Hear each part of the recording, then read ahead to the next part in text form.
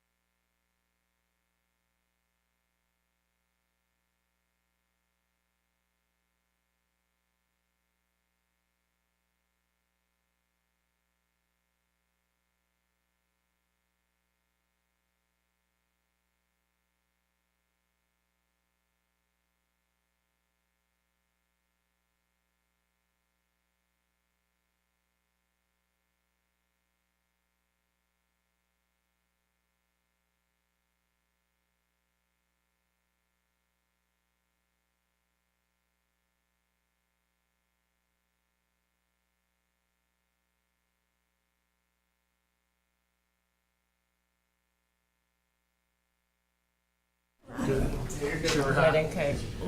Finance Committee meeting for June 30th, 2025. Counselor Smith Here. and Waltney and Almond are out. Brant? Here. Harden? Here. 3, man. All right, we have got a quorum. Hallelujah. Can I get a motion to dispense with the reading and approve the minutes of our meeting on June the 16th as presented? I will make the motion. Second. Mr. Brandt makes the motion, Mr. Harden seconds it. All in favor, please say aye. Aye. Aye, 3-0, those are approved. Old business, 020225 is a request for an update on Kenilworth Stormwater Project. Mr. Smith is here, but there is not anything huge to report on that, so we're gonna carry that over and we can discuss it in our next meeting. Which brings us to 260425, a request for consideration of the BMSS Audit 3, coming to us from our city manager, Mr. Adams. And we have Jenny here from BMSS, and I believe she has distributed everyone copies. Oh wait, John, she's got yours right there. Oh no, Julie, never mind. All right, so I think everybody's got copies of things. I've got extras too. Okay, This thank one's you. fine. This one goes after. Oh, Okay. Yeah. All right, so Ms. Jenny, you can take it away. Okay, hey, I'm Jenny from BMSS. I think I've met everybody here. If I haven't, I am a senior manager with the firm and have been working on the audit for City of Homewood. Actually, in what is called a boomerang at our firm.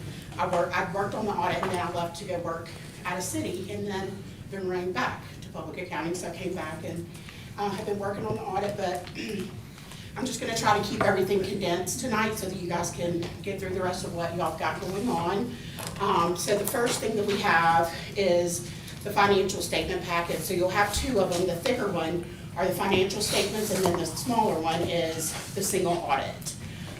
So we've got those, and in the financial statement packet, the thicker one, that is the information that has all of the financial statements within it, and those financial statements belong to the city, and then our objective is to come out and say whether we believe that they present fairly in all material respects after doing our audit. So if you see page 4 through 6, that's our audit report. We did have an unmodified opinion on the financial statements, which means that we didn't find anything when we were doing our audit that would require us to have to make a change, or that's the highest level of assurance we can give. So that's a good, that's good.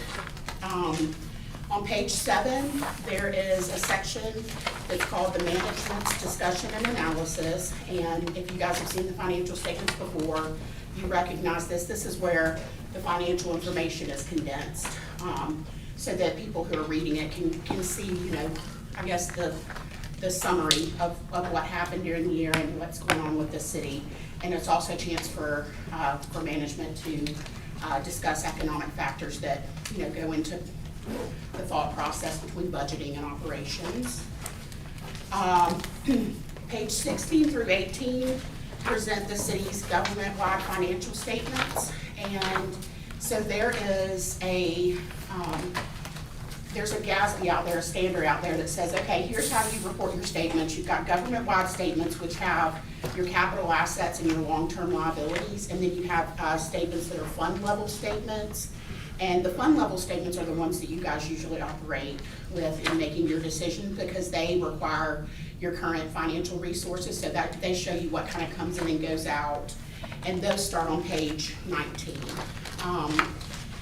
So if you see the total assets and liabilities are on that page 19, and then the total fund balance for the city was $82.1 million for governmental funds, and of that, $33.4 million was unassigned, which means that it can be used to help with operations of the city.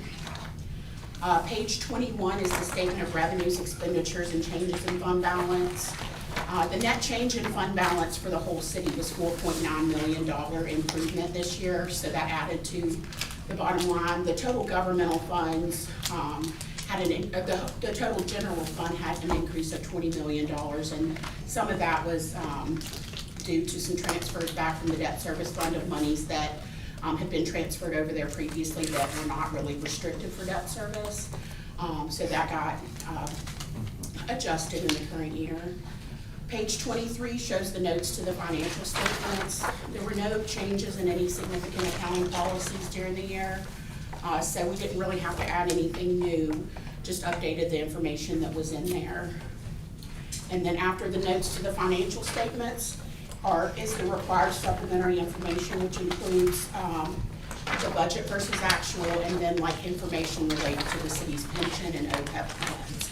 And those are used just to supplement the notes and the other amounts that are found in the financial statements. So I know that was a fast spiel, but do you guys have any questions for me?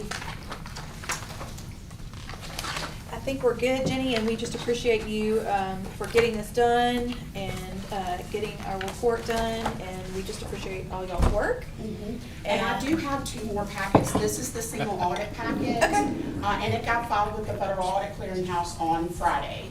So that requirement is done, and then this is a letter to those charged with governance. We have to hand it out at every audit just to say, hey, here's the estimates, here's all of this stuff. But if you guys have any other questions,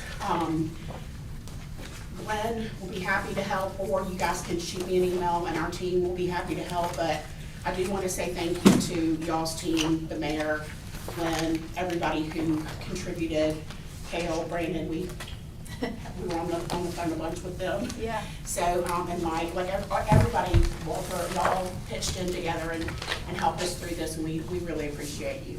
Thank you so much. And I think the appropriate motion at this time from the Finance Committee would be to accept the report. I'll make a motion to accept the audit from Barfield, Murphy, Shank, and Smith. Okay. Motion from second. Mr. Harton, second from Mr. Brandt. All in favor, please say aye. Aye. Aye, 3-0, that is accepted. Thank you, Jenny, we appreciate you so much. All right, moving on for the rest of our agenda. 140525, request for consideration of Aldot lighting on Lakeshore M65. Glenn Adams, do we have any updates on that? We're still Glenn? waiting. Still waiting. Okay, not surprising. All right, well, we'll carry, I mean, at some point, do we need to table this? I did bring that question up. He felt we should at least go for the next period of time, and Okay. then you'll go from there. We can always put it out for bid, or wait for the Thank you. diverging diamond to come, because the diverging diamond is supposed to be in July too, so hopefully that gets approved, and then We can maybe make it a package deal. yeah. Okay, all right, well, we'll just carry that over for now, and if we see that we need to table it at some point in the future, we'll do that. 180525, a bid date set for July 8th, 2025 at 3 PM for the US 31 tunnel improvements, coming to us from Mr. Smith. We'll carry this item over for that bid date on July the 8th. Bringing us to our new business agenda. 110625, request permission for the city manager to sign a contract with Gossett Construction for stormwater infrastructure projects, coming to us from Mr. Smith. This is 4 projects, one on Murray Hill, one on Grant Avenue, one on College at Oxmoor Alley, and one on Kenilworth, for a total cost of $51,250. That's Give us- correct. yeah. Yep, and so this is the first one on Murray Hill Road. For the amount for this is $14,250. There's currently a pipe in the ground. What happens is, if you're looking back in the opposite direction, this is a sag. So like the street stormwater comes from the hill and lands on the street, and it all sort of accumulates right here. There is a storm pipe on the left side that ties into an inlet down here, but most of the ponding happens right here. So we're gonna install an inlet, and then take a pipe and tie it into that inlet, or take it into the inlet that's in the woods. Yeah. Because what happens now is water ponds here and then runs through the driveway and creates a lot of erosion and driveway issues here at 1745. Is that rigid concrete pipe? What is all that for? Reinforced. Good guess then, John. It is rigid. It is You rigid. can't bend it. It's reinforced, it is definitely rigid. So that's that one. This is the first Gossett project. The second one is Yeah. a flume repair at 308 Grant Avenue, which is behind Shades Cahaba. So this is the playground of Shades Cahaba up here, and this wall is a lot lower than that wall. Yeah. And so keep going down a little bit. Is that to the left of someone's backyard? Yeah, that's Probably what I- close That to Brian's. Brian's, I know. It's probably close That's to your Brian's house. backyard. Brian, it's your fault. You Walk by gotta there pay every for single it. day. And so what happens is, as the flume lowers to the inlet, so does the wall on that side. So they're just gonna come in here and build a bigger wall Okay. and let stormwater enter this pipe, as the flume fills up. Okay. So right now, it just pours over into some folks' backyards. Brian's. It's Dr. Rob's. Oh, it's Dr. Yeah. Rob's too? Yeah. Dang it, man. Okay, all right. So that'll help with that. Okay, great. Yep. And then the next one, Brian, is College Avenue. If you remember, we did a stormwater project here a couple of years ago. That is working, except for the homeowner here. So what happens is all the stormwater still runs off of Oxmoor, and it all sort of accumulates here, but this inlet is too high. Okay. So we're gonna lower the inlet and create a concrete flume back here to get water into it and then into the pipe where it's supposed to be. All right, Brian. And then this is the fence on Kenilworth. So at the top is what Oh. Ridge and Kenilworth used to look like. Yes. And this is what it looks like now. And we already approved the fence. We talked about it a lot. I don't think we've actually approved the contract for it. Oh, okay, I thought we did, I thought we voted to do it, but. I thought so too, but I couldn't Okay. find anything. So. Okay. And then there's some gutter work here. What happens is a lot of stormwater that flows down Kenilworth doesn't get to the new stormwater inlet, but instead travels down this driveway Yeah, into backyards. So Sure. we're trying to keep the water in the street and contained in the infrastructure that we've installed. okay. So that's the last one, for a total of 51,250, like you said. All right. Can I ask a question? Sure. Are these problems that we're seeing a result that have been there for years and we're just now putting money in, or do you think the global warming is creating more rain, that's creating more problems? Well, Do we in know? building and runoff? I'm not gonna touch that. Well, I mean, I'm not trying to create political things, I'm just curious if these people have had water going down their driveway for a long time. That is, yes, that's happened for a lot, we've had a lot more rain in the past 2 months. Well, I knew that, Than what we've yeah, seen in a long I time. get why, but, But yeah, I mean, this has been an issue for a long time. okay. Let me just say, that doesn't look like it, that driveway is very, very Steep. sloped, so I can only imagine they've been getting water down that driveway for a very long time. Yeah, you can see that. And we do these projects, and we know it's supposed to work, and then when they, like the one behind, on College Avenue. Yeah. We did those projects, and they're working like they're supposed to, but it's like, oh, we can Make it better. make it a lot better for one homeowner Yeah. or two homeowners. Right. Now, I assume you're combining all these to get more contractors who are interested in a $50,000 project versus a $9,000 project. No, this is, I combined all of these so we'd have one contract. Okay. Yeah, instead of doing 4 separate contracts, I got tried you. to consolidate. Okay. Global contract. Yeah, thank you. And I'm gonna make a comment. I really appreciate that we have a civil engineer working for us who understands all this stuff. Yeah. So So thank you. true, Okay. so true. Not a meteorologist.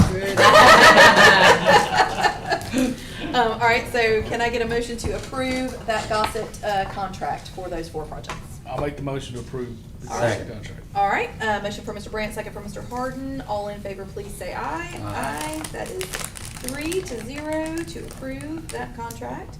All right, 120625, request to approve a change order for additional services from Hickson Consulting related to the City Hall and Parking Garage Restoration Project, coming to us from Mr. Pugh. As we all know, Yes. our ongoing project, we have added some work to their plate, so that's what this is about. That's right. So during the restoration project of the City Hall envelope and the parking deck and all the stuff you've seen, it was bound to happen. Additional things came to light. And so to make sure they were addressed correctly while we're doing everything else, we put the consultant to work, developing scopes of work for these different items, and they're itemized in his proposal here. Some of them, some of them are priced in the future. I mean, this is gonna carry us through to completely to the end of this project. That's what this project is for. This particular consulting services contract is for, to take us to the end. This is not a request for any new funds, it's already budgeted. It's just a request to sign this agreement so we can cover all of this. And do we have an estimate on when, I know the weather my is probably question. wreaking That was my havoc on question. them, but do Yep. we have an estimate on about when the construction back here might be completed? Yeah, so it takes 30 days for that high street concrete to cure to the point where it can be driven on. So the superintendent's still reporting they expect to be done by July 31st. Okay, So all right. we'll, That's, see if that's that not holds, nothing. but It's improvement. Yep, Sure. all It- right. Well, the concrete's already there, right? Concrete's there, it So- just requires just- 30 days. it has to 30 cure days. for 30 Yeah. days. Now, Right. they do have a few more little spots down here on this end they gotta get, but it's Okay. my understanding they're gonna start on those Pretty soon. pretty soon. Okay, good deal. All right, So we gotta make a motion to approve the contract. signing the agreement. I'm making a motion to approve the agreement with Mr. Pugh from Hickson Consulting. All right, Second. motion for Mr. Brandt, second for Mr. Harden. All in favor, please say aye. Aye. 3-0, that is approved. 130625, request to declare the following vehicle surplus: a 2016 Chevy Tahoe, a 2015 International 7300, a 2000 GMC Sierra, 1500 four-wheel drive, and some miscellaneous fire department equipment that is surplus, coming to us from both Blake Graves, our fleet maintenance director, and Brandon Broadhead, our fire chief. And Matt is here in his stead tonight. I assume these are just old vehicles that we. Yeah, all 3 of these are, need costly repairs and just not worth it. Not worth it, yeah, yeah, okay. And then Matt, y'all stuff is just random equipment? Well, it's just a out of service fire hose that's kind of gotten to its expiration. Yeah. So we've replaced all of it. It's just kind of getting that gone, and then some other appliances and just some small things that there's not worth fixing, and we've already replaced. All right, sounds good. All right. I'll make a motion to approve the sale of the surplus items. All right, motion from Mr. Brandt, Second. second from Mr. Harden. All in favor, please say aye. Aye. 3-0. Those items are approved to be surplus. All right. 140625, request for consideration for the city manager to sign a contract with UMA Inc. Mr. Sims, our IT director, and Brandon, he's got multiple items, so we're just gonna run through all of his together. We'll separate them out by agenda and item, but instead of breaking them up, we're just gonna let him go through all these. So beginning with the contract for UMA Inc. This is for us to restore the emergency call services in 7 of the elevators across the city. This is something that somehow got lost in the transition of services from the previous IT regime. And so when we discovered it, we realized we had to get a new service in there. We feel that UMA is a great selection. It offers a multi-carrier signal so that just in case you don't have good AT&T, it can get out on Verizon. It also offers the ability for us to send notifications. If somebody does push one of the emergency buttons, we can notify people, staff, to let them know. And so this is just a 1-year contract for them to come in, install the services, and get everything running. Okay, and the total amount for? Oh, sorry. So the total amount for that contract is $6,410.60. Okay, and this will be elevators, I would assume, here, rec Here, center? Police, and then there's one over at traffic. Okay, traffic, okay. All right, so this is just signing the agreement with UMA to allow them to do that service, okay? All right, I'll make a motion for us to allow the city manager to sign a contract with UMA. All right, motion for Mr. Harden, Second. second for Mr. Brandt. All in favor, please say aye. Aye. 3-0, that's approved. 150625 is a request for consideration of for the city manager to renew a contract with Huntress, who we've heard about before, from Mr. Sims again. So Huntress is our 24/7 security monitoring and response vehicle that we're deploying on all of our desktops, laptops, and servers. Basically makes it so that we have a security operations center monitoring all of the activity on our endpoints, and they can isolate machines if they notice something like a ransomware attack beginning to break out, or they also monitor our Office 365 accounts. So if they notice anything malicious happening with those accounts, they can revoke the access token and give us a notification. Just a layer of security that we desperately need given the amount of endpoints that we have to monitor. And so the original base contract for them is coming up for renewal. We do not need to increase the amount that we agreed upon for the base contract, which was up to $24,000. Even including the endpoints that we're adding in, based off what we're seeing, we should still come under that threshold for the base amount. So I think we should be fine there. So this is literally just to allow us to renew the contract for another year. Okay, and this is the company that we signed on with in the last year's budget? Correct. For the first time, okay. Correct. And is it 24,000 for another year? Is that what it is? It's 24,000 for the base rate. So we added on in the last time that we talked about them, we added on some additional services, which took the total amount that we're investing up to 49,000. But this is for the base contract of just the EDR services. This doesn't include the Office 365 and the SIM services that we picked up. And so this is just to pay for that base monitoring service of the endpoints. So I paid $2,700 for my small company, so. Yeah, so it's not a bad price, really, for as big as that is. I'll make a motion. All right, motion for Mr. Brandt, I'll second it. second for Mr. Harden. All in favor, please say aye. Aye. 3-0, that is approved. 160625, request for consideration for the city manager to sign a 12-month agreement with Data Prize for the purposes of managed mobility services, coming to us also from Mr. Sims. all right. So one of the things that we need attention is the cell service accounts that we have. Yes. There's been a number of practices that we're kind of trying to reel in and get hold of not only the city's data, but to get control over the cell phones and tablets that we give to staff so that we can properly keep them not only monitored, but restricted to usage that is good for business, right? So this is a service that Glenn and I talked about, and you know, while we don't necessarily know if it is a long-term service, it would be a good idea for us to work with them to help us get a foundational audit of all the devices that we have, what stuff that just isn't using data. They also offer the ability to audit the rate plans that we're on, and they've already identified some cost savings where they go, hey, you could still have an unlimited plan, but just pay less for it. So to help us out in some of the areas where the carrier itself doesn't necessarily benefit from telling us about all the cost savings that we could have.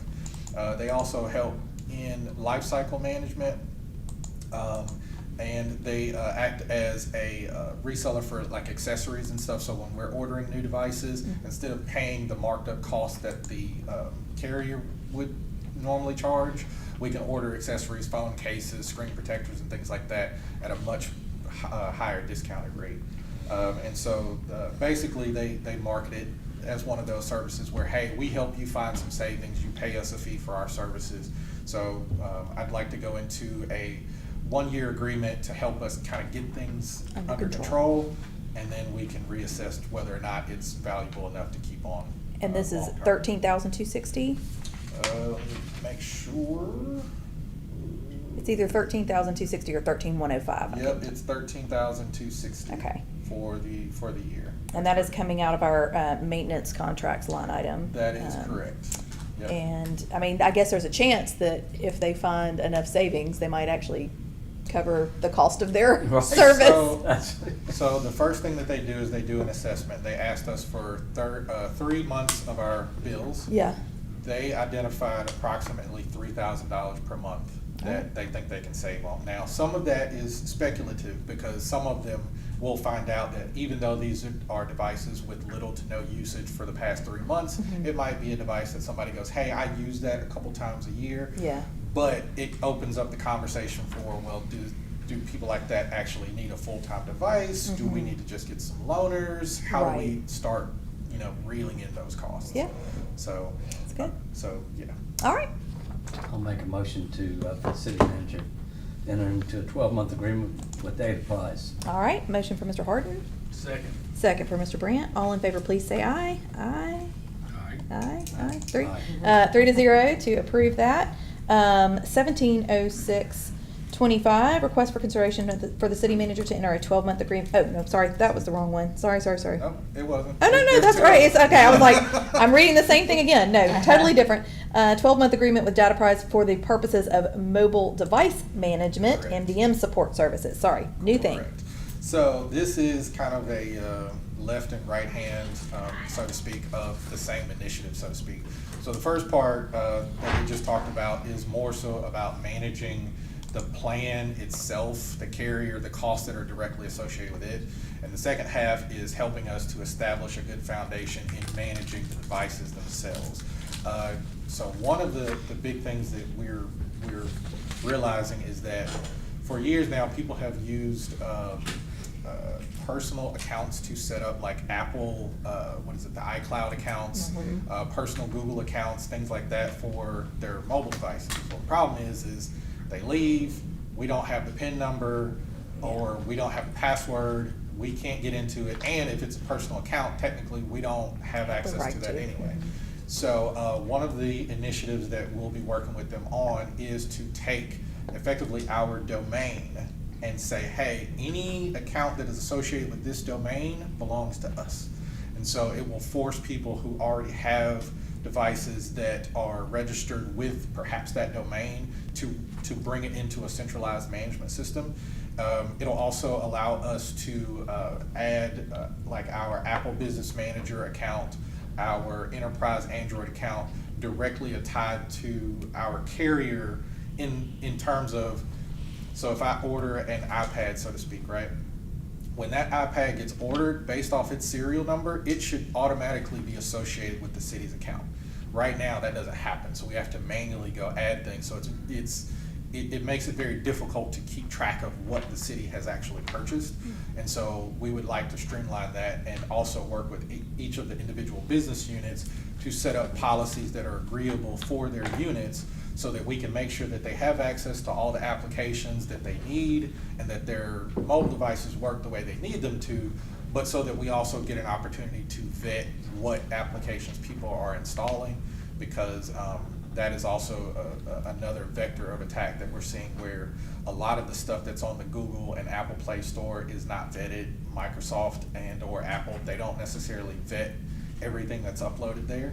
And so there's malware, there's credential hijacking, there's a bunch of stuff that gets loaded on there that really we don't want them installing, especially if it's gonna touch our network or be on a device that they're gonna be entering our credentials on. And will this help when an employee leaves, or like say when, you know, the majority of the council leaves, you'll be able to get those devices back, those iPads, those telephones, those whatever else? Correct. So it will be a process, because the unfortunate part about moving from unmanaged to managed is you cannot move a unmanaged device into a fully managed state without fully wiping that device and starting it over. Yeah. So that's kind of a big task to do for all of the ones that are existing. But what we'd like to do is start building the foundation and start setting from this point forward, everything that comes in needs to move directly into this management system, so that all new devices, which a large portion of our fleet has been eligible for years now for upgrade for free from the carrier, but we just haven't done it. So sure. Yes. Okay. I have a quick question. Are you imagining that once you get these systems in place, you don't need these contractors to do this for you? So that's kind of where we're leaning is, so especially the first one, the cost savings one for the rate plans and things of that nature. Glenn and I have already talked about it. This is really something that we should be doing in-house, but right now there's just so many lines and we have so few IT people that it's kind of difficult for us to do. Don't have the capacity to do it. So what we would like to do is, again, leverage these services for a year. We'll reassess them, but especially on that second one, the mobile device management, I believe once the foundation's in place, then at that point it's a matter of upkeep and having good processes for onboarding and offboarding. Glenn, Brandon, we need to let our insurance gal or company, all this should bring down our cyber crimes and E&O, all that, I would think, taking these steps. Or we need to inquire about that. Okay. I think it will once we get everything in place. I mean, just spend the money to do that will pay for itself. As I speak from experience in my small company. I mean, that's why we do it, is to keep our. We've accepted a lot of this risk over the years and trying to minimize it. Yeah. I'll make a motion, this is no brainer. All right. Yeah. Motion from Mr. Brandt, second from Mr. Harden. All in favor, please say aye. Aye. 3-0, that is approved. And then Cobb's Allen is next on the agenda. 180625, request for consideration for the city manager to enter an agreement with Eaton Corporation for the annual servicing and maintenance of the battery backup. Yeah. Well, you've got another one Oh, I've too. got So, two more. yeah, you got Yeah, two okay. more. So Okay, don't leave so fast. Sorry about that. So yes, there are two main data centers for the city. The one that is located here at City Hall has a enterprise grade backup battery unit that basically supports the servers, so that in the event that the power flickers or goes out or something like that, it can sustain it.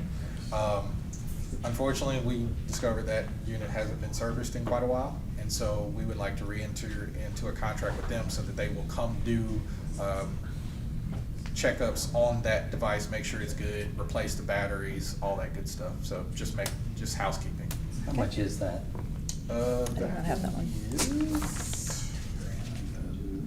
Is that 2012? Yeah. 3,212, also in the maintenance That is contracts correct. line item.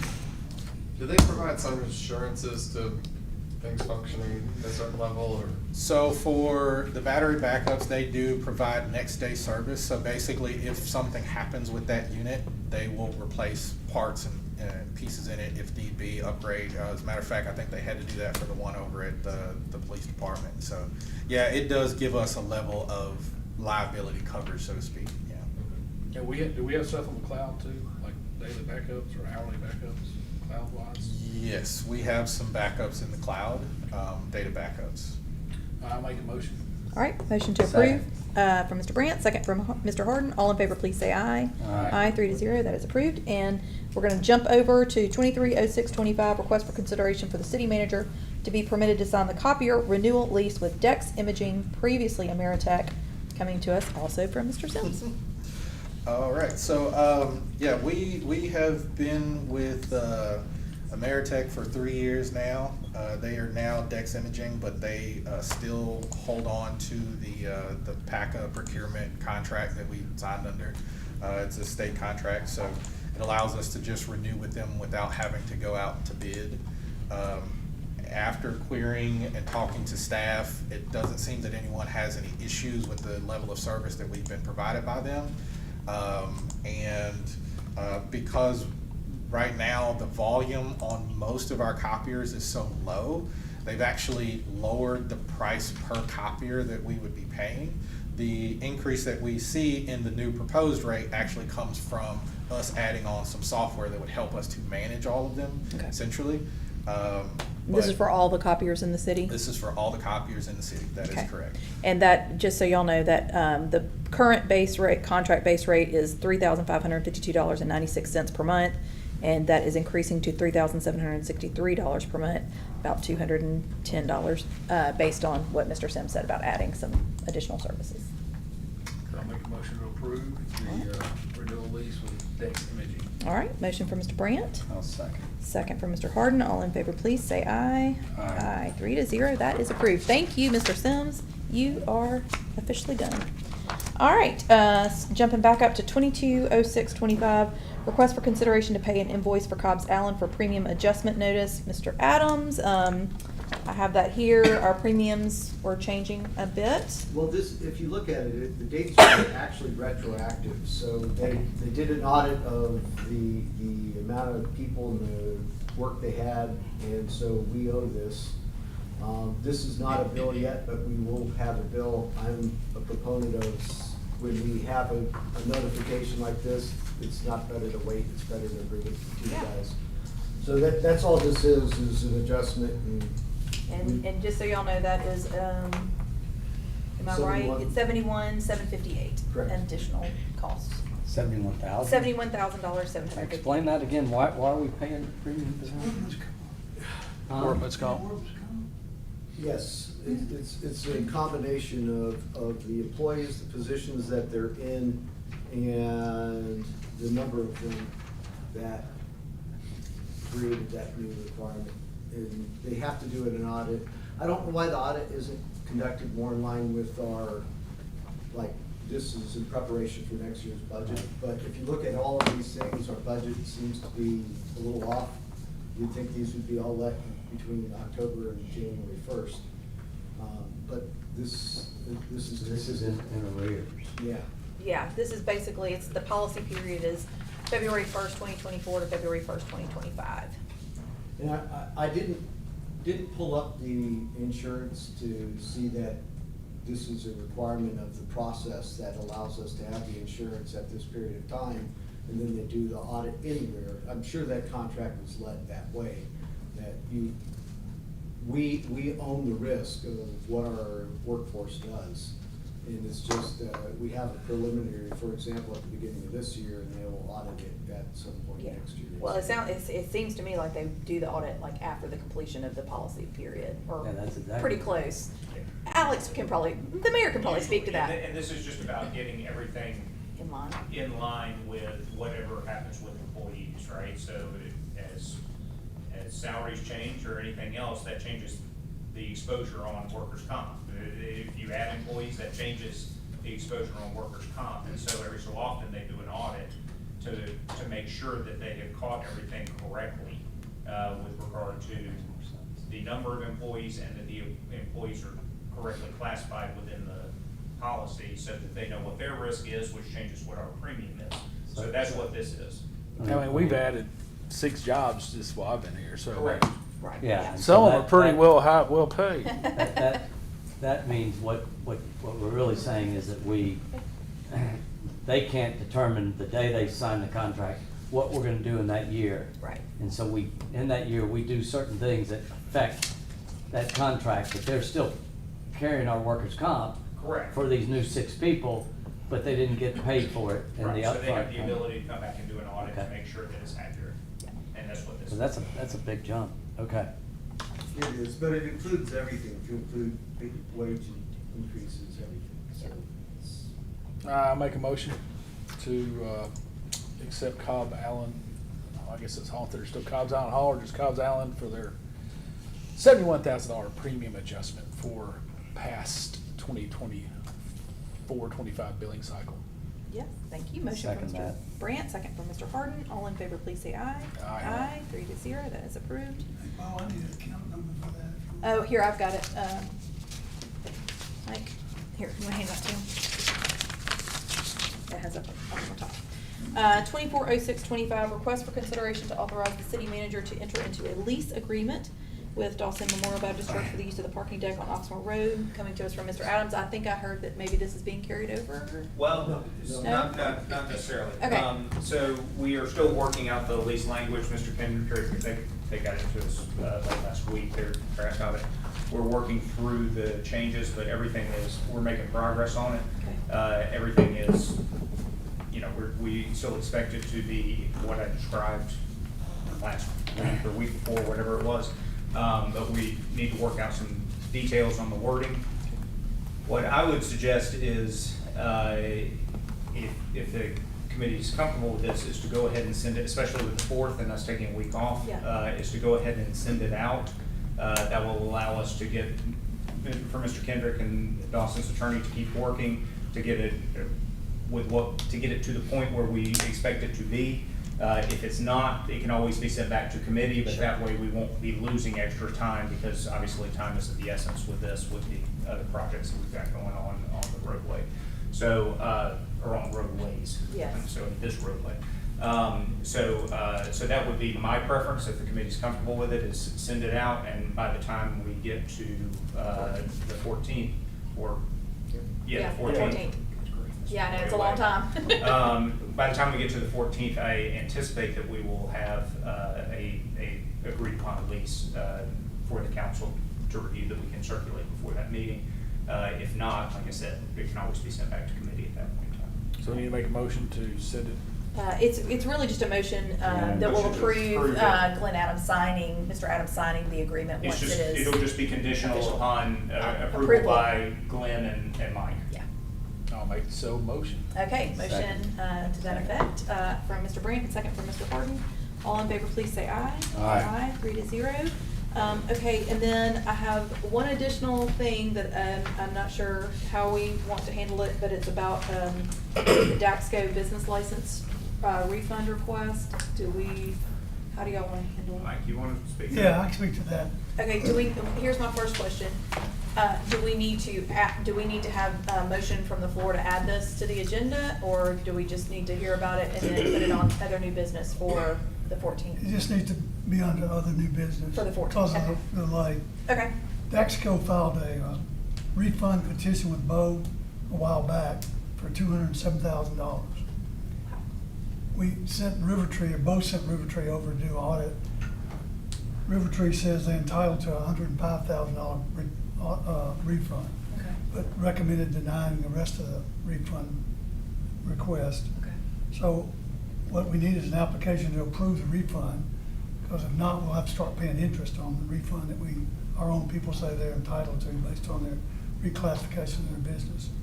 So I will prepare a resolution and present it to you for the next council meeting to authorize the refund so we can get off that hook. Okay. And also authorize to defend any other claims they might make for the balance. Okay, all right. And Wayne Morrison, my office, is working on that. Okay. Because he's handling the same kind of case for the city of Hueytown. Okay, does anyone have any questions from Mr. Kendrick? Yes. So procedurally, we can just add it as other new business on the 14th and. Not do you can have anything your- here, right, but well, now you- everybody, You can yeah. certainly talk about it. And Yeah, yeah. Have a recommendation for that night. Well, I mean, I think since we've heard from Mr. Kendrick, and we'll just wait to hear a report on the 14th about where we've come to, and then does everybody understand and feel comfortable with that?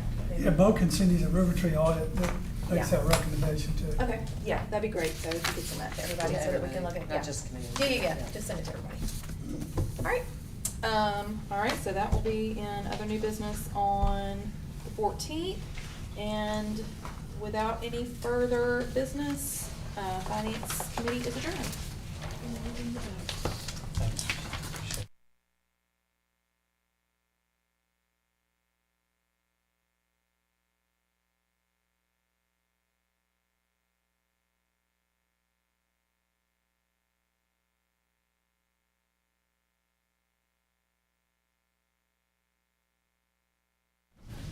Public Safety Committee meeting for June 30th, 2025.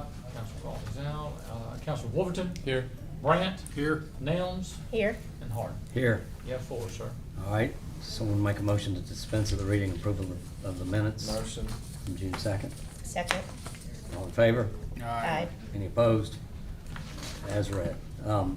We'll start with old business 34-425, the discussion of safety issues at the intersection of Oxmoor and St. Charles. Mr. Adams, are we still carrying that over? Tell me. I've received a request that we carry it over until the next one. Okay. So All right, we'll carry that over. All right, we've got a public hearing set for the traffic calming at 6 PM on July 14th for installation of traffic calming system on the western end of Oxmoor near Northmore Road and Oakmore. Councilors Wolverton and Alaman. We carried it over, we still. Yeah, we were just gonna carry it to the Okay. public hearing. We'd already discussed it. All right, so we'll carry it over to the public hearing on July 14th. Okay, new business is 190625. Request to authorize the placement of fire hydrant at the corner of Oxmoor and Cook Street from Chief Brandon Broadhead. Deputy Chief Hall, do you know anything about this? Yes, sir, a little bit. So, I think Chief Broadhead had actually, I guess, forwarded me the email that I think he sent all of you all. Basically, we're looking just where the new development was gonna go. Originally, they were gonna require the developer to put in a private hydrant there down in Cook Street, Okay. which really did not do anything kind of for us.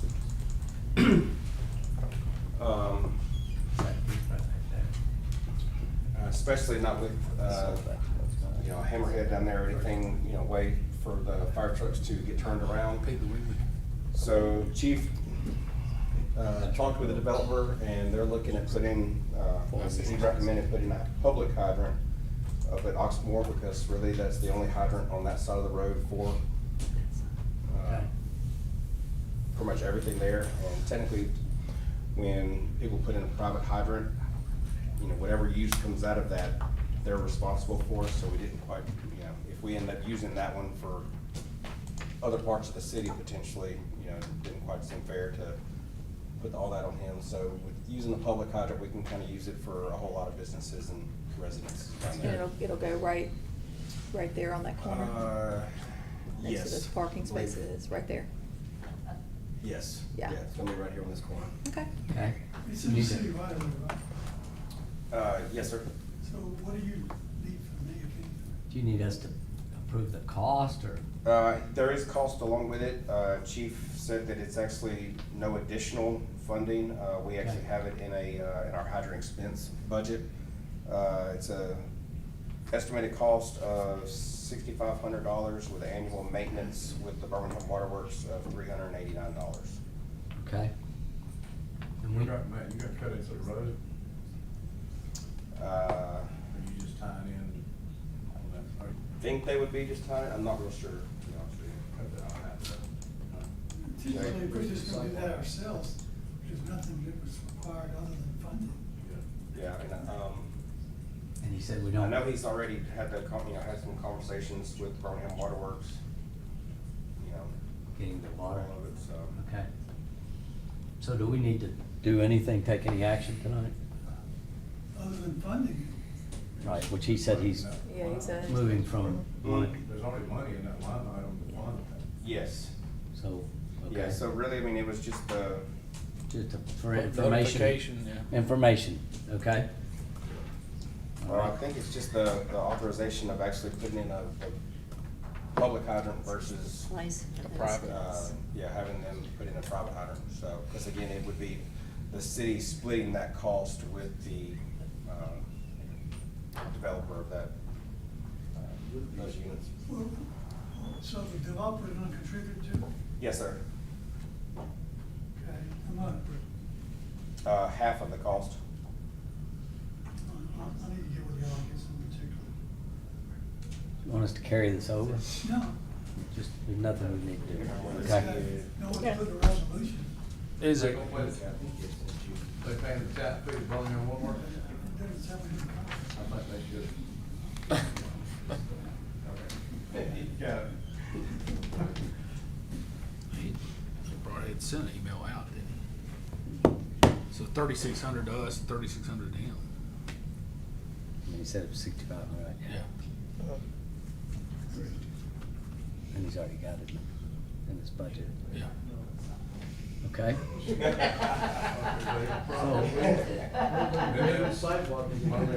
All right.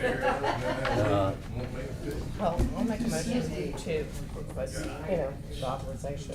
That's what we need to do. I don't, Yeah. I don't Mike, think- do we need to do think anything I with don't think this? y'all need to do anything. I think y'all just need to drop it. I don't know, it says that, this email says the estimated cost of the city is approximately $6,500. Didn't say anything about a contribution from, but we'll get that straight. We'll have, if you need to do something, I'll elaborate. Okay, I gotta find out. so we'll just, Authorize it. Move to approve it. installed. yep, all right. You make a motion authorizing it to be installed? I did, yes. All right, all in favor? All right. Aye. Any opposed? All right, ayes have it. Andrew, did you second that? Yep. Okay. Public safety meeting is adjourned. Hold on a second. Are you in this committee?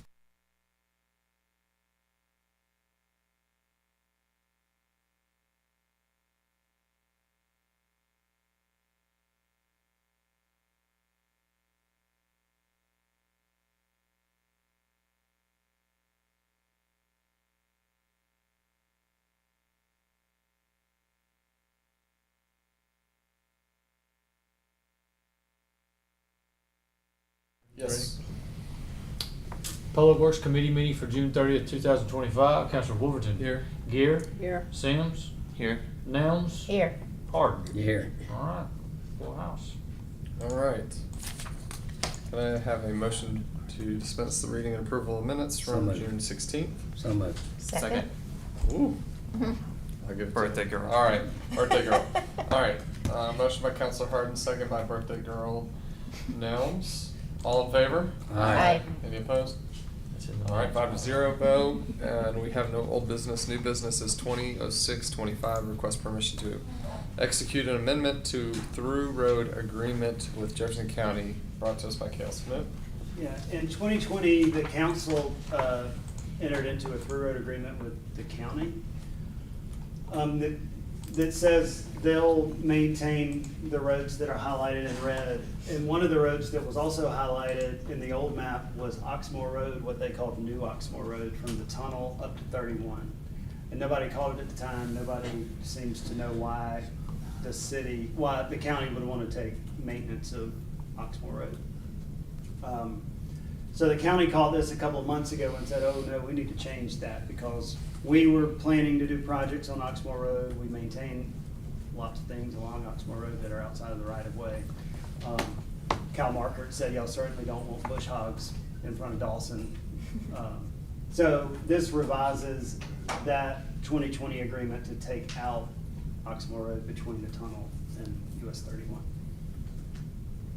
Were they already doing it for us or not? They just. No, they've never done anything there. They just found in the old agreement that. So we're just fixing a mistake on the That's right. map. Yep. It was done something when they did some paving back in 20.